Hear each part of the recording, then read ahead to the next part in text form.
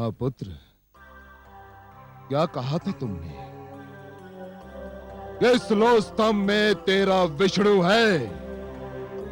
यदि इस लो स्तंभ में तेरा विष्णु है तो जा गले लग इसके, जा।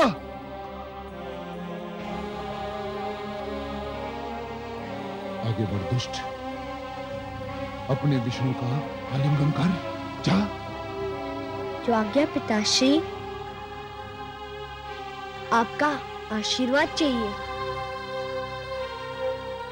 ओम नमो भगवते वासुदेवाय। ओम नमो, ओम नमो।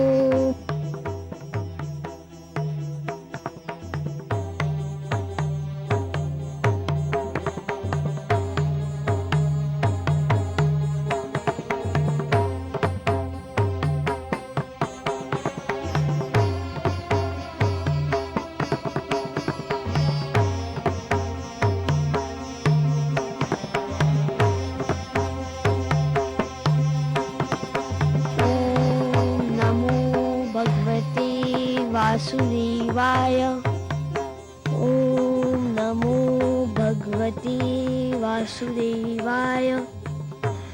ओम नमो भगवते वासुदेवाय। ओम नमो भगवते वासुदेवाय।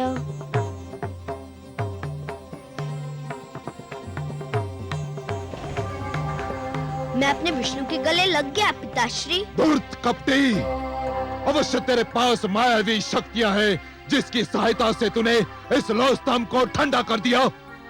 सैनिकों, बांध दो इसे इसी खंबे से। आज मैं इसके प्राण लेकर ही दम लूंगा। बांध दो इसे।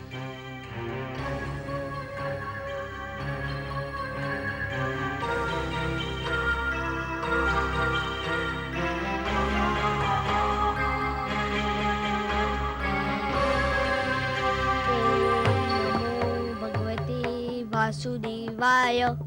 ओम नमो भगवते वासुदेवाय। ओम नमो भगवते वासुदेवाय। ओम नमो भगवते वासुदेवाय।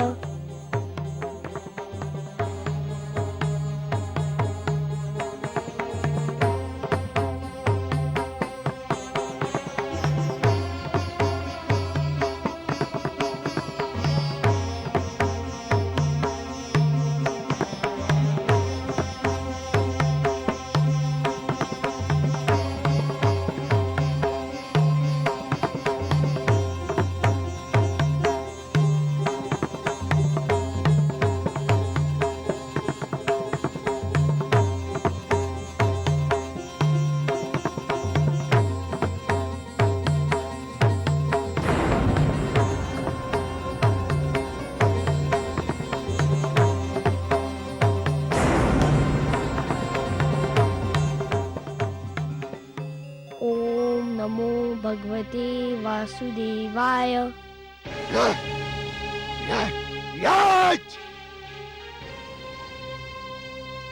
अब तुझे कोई नहीं बचा सकता, तेरा विष्णु भी नहीं।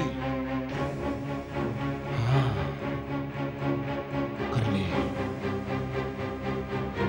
कर ले अपने विष्णु का मन भर के स्मरण कर ले। यदि तेरे कथनानुसार इस स्तंभ में विष्णु है तो उसे कह कि वो बाहर निकलकर तुझे दर्शन दे और तेरे वध का दृश्य भी देखे। तो जीवित नहीं बचेगा प्रहलाद, अब तू जीवित नहीं बचेगा।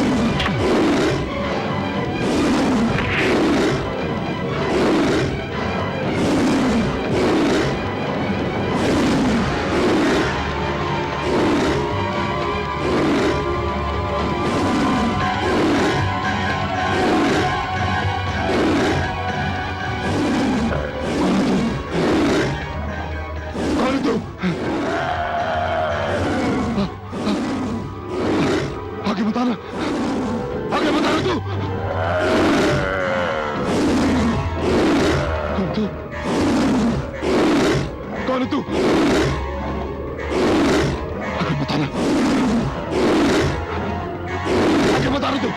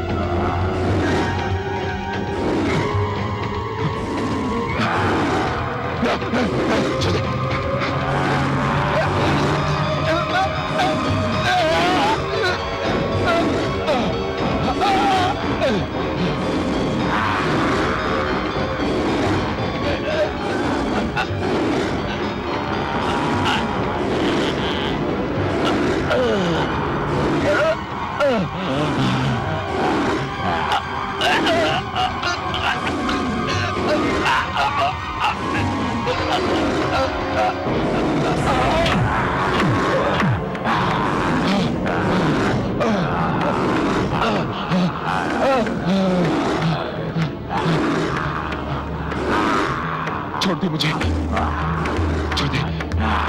कौन है तू? मैं तेरी मृत्यु हूं धूर्त, तेरा काल। नहीं, ये नहीं हो सकता। मैं नहीं मर सकता। मैं भगवान हिरण्यकशिपु हूं। मैं नहीं मर सकता। क्यों नहीं मर सकता दुष्ट? क्या तूने किसी माता के गर्भ से जन्म नहीं लिया है? ब्रह्मा जी ने मुझे वरदान दिया है। क्या वरदान दिया है? कि ना मैं दिन में मर सकता हूं, न रात्रि में। तो देख दुष्ट, इस समय न दिन है ना रात्रि, ये संध्या काल की बेला है।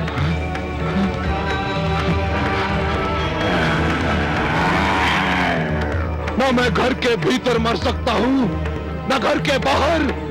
तू न घर के भीतर है न घर के बाहर, तू इस समय चौखट पर है।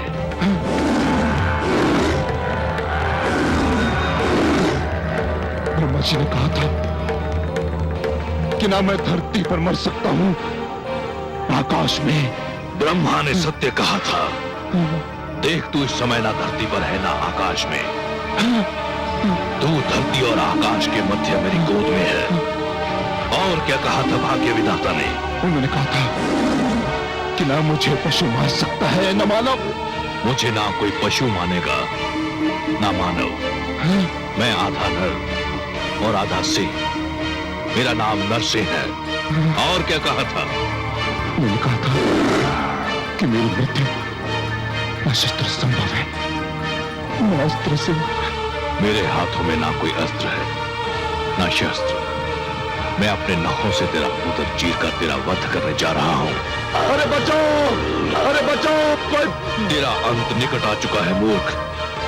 तू बच जाता तो एक ऐसी परंपरा का जन्म होता जो समस्त सृष्टि के लिए अनर्थकारी सिद्ध होती। पिता जन्मदाता है, यदि वही अपने पुत्र का वध करने लग जाए तो सृष्टि का क्या होगा? बचाओ।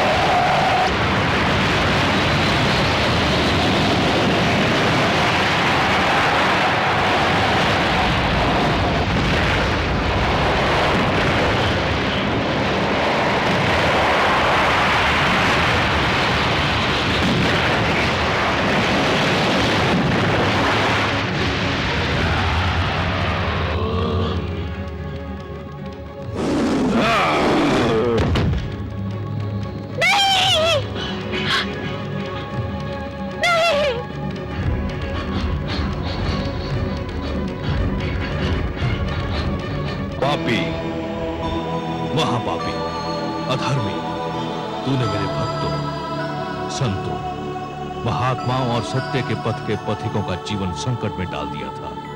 मेरी ही इच्छा से प्रहलाद जैसे भक्त का जन्म असुरकुल में हुआ, ताकि तेरे अभिमान को तेरा ही रक्त ललकारे और संसार को यह ज्ञान भी हो कि असुरों में भी महापुरुषों का जन्म संभव है। हे नराधम, तूने ब्रह्मा से छल द्वारा एक वरदान क्या मांग लिया? तूने वास्तव में यह समझ लिया कि तुझे मृत्यु से मुक्ति मिल गई। मूर्ख, परमेश्वर के अतिरिक्त जन्म और मृत्यु के चक्र से कोई मुक्त नहीं है। तेरे मन में यह भ्रम समा गया कि तू श्रेष्ठ है, तू सर्वशक्तिमान है।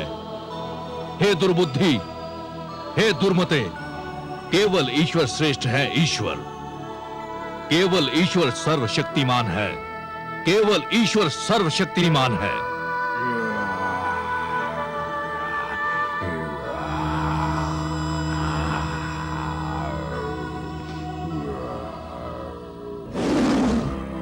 शांत हो जाइए हे विश्वेश्वर, शांत हो जाइए। नहीं, आज संसार को यह ज्ञात हो जाना चाहिए कि परमेश्वर की शक्ति को ललकारने वालों का क्या परिणाम होता है।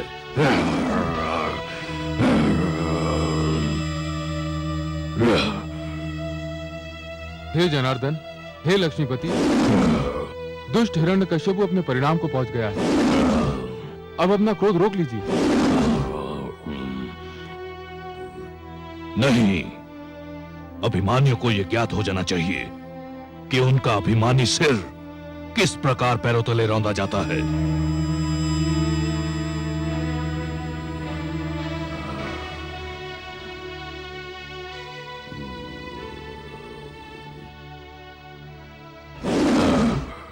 हे वासुदेव, आपने न्याय कर दिया है। हिरण्यकशिपु के शरीर के साथ उसका अभिमान भी ठंडा पड़ चुका है। अब अपने प्रकोप को समेट लीजिए, नहीं तो समस्त सृष्टि उसकी चपेट में आ जाएगी। इस पापी ने स्वयं को ईश्वर कहा था, स्वयं को सर्वशक्तिमान कहा था, मेरे भक्तों को कष्ट दिया था। देख ले, आज समस्त संसार देख ले कि स्वयं को ईश्वर कहने वाले, स्वयं को सर्वशक्तिमान मानने वाले किस प्रकार धूल में मिला दिए जाते हैं।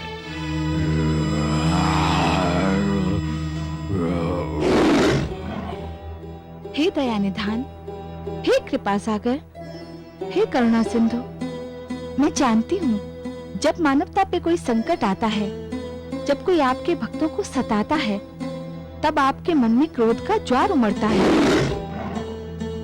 परंतु हे सर्वेश्वर, आपके भक्तों के शत्रु को आपने अपने हाथों से मारा है। अब तो आप शांत हो जाइए। कैसे शांत हो जाऊं?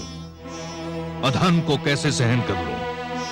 अधर्म मेरे समक्ष मृत पड़ा है और अधर्म को तो मैं मृतक रूप में भी नहीं दे सकता।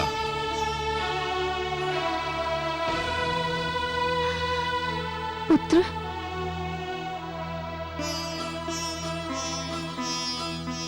पुत्र, इनके क्रोध का कारण है तुम्हारा कष्ट। केवल तुम ही इनके क्रोध को शांत करा सकते हो।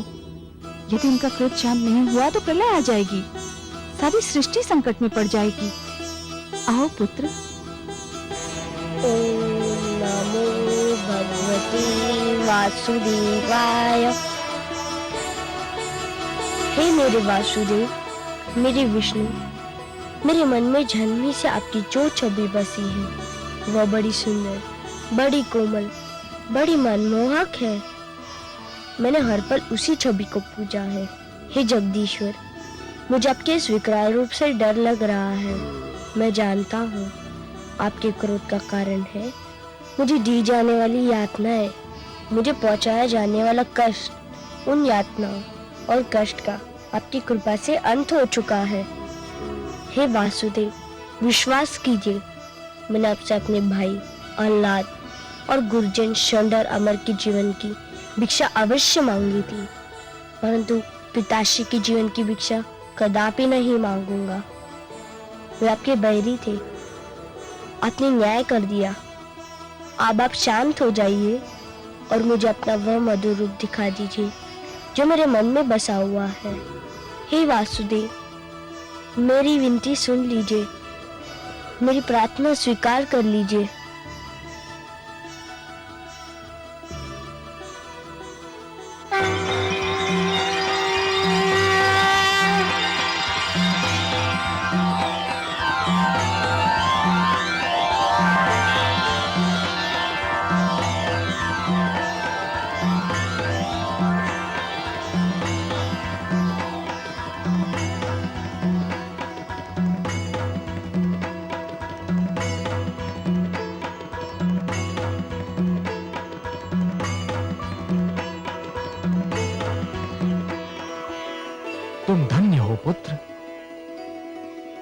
तुम धन्य हो।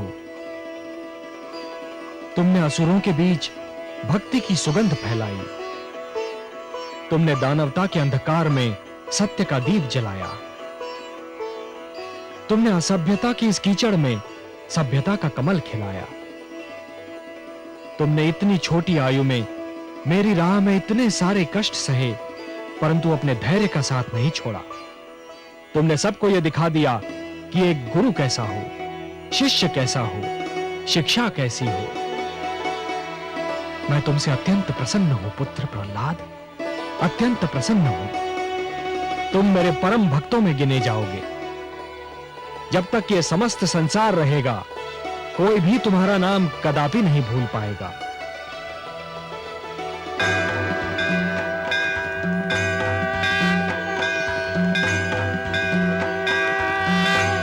परित्राणाय साधूनां विनाशाय च दुष्कृतां धर्म संस्थापनार्थाय संभवामि युगे युगे।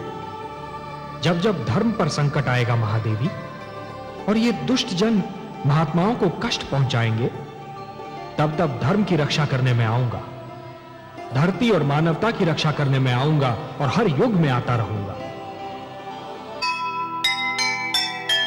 होना ही था एक दिन अभिमानी का नाश, अंधियारा हारा सदा, जीता सदा प्रकाश। अहंकार जब कर गया अपनी सीमा पार, भक्तों के हित में किया दुष्टों का संहार, दुष्टों का संहार।